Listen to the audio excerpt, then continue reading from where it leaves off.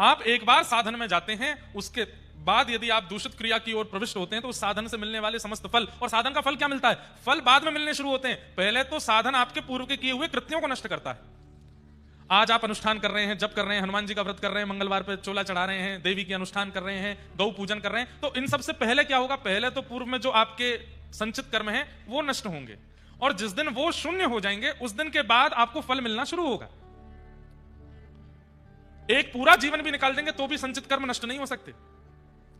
हम कैसे मान लेते हैं कि 9 दिन के अनुष्ठान में हम पूर्ण पवित्र हो गए, अब कुछ भी खाओ, कुछ भी पियो, कुछ भी करो? नहीं, आपका हर दिन नवरात्रि हो, हर दिन जन्माष्टमी हो, हर दिन रामनवमी हो। बड़े बड़े स्लोगन्स डालते हैं, माताओं की पूजा करते हैं, देवी पूजन, मातृ पूजन, कन्या पूजन केवल 9 ही दिन क्यों होता है? हर दिन हो तो हमारे भारत में कभी भी कोई कुदृष्टि नहीं रखेगा। जो पुरुषों में स्त्रियों के प्रति कुदृष्टि आई है वो क्यों आई है? क्योंकि हमने स्त्रियों को पूजन, कन्या पूजन का 9 ही दिन रखे हैं बस।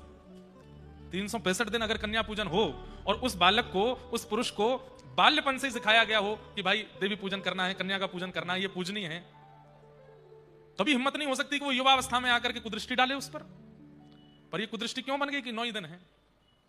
आप लोग ये कह सकते हैं कि महाराज जी हमारे पूर्वजों ने और प्राचीन संतों ने ही तो ये नियम बनाए, उन्होंने तो हर दिन को पवित्र बनाने का प्रयास किया, हर दिन को श्रेष्ठ बनाने का प्रयास किया, पर हम लोग साधनों में आकर के, संसार की माया में आकर के कुछ कुछ दिन ही कर पाते हैं श्रेष्ठ। अगर आप साधन देखो, हर दिन एक उत्सव है। हमारे श्री रंगनाथ मंदिर वृंदावन में 365 दिन में 400 उत्सव होते हैं।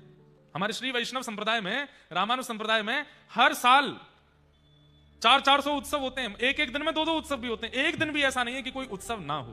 कोई कहते हैं कथा में, भाई एक तरफा रहिए, या तो पूरे व्यसन में ही रहिए या फिर पूरे पूरे ठाकुर जी के ही रहिए।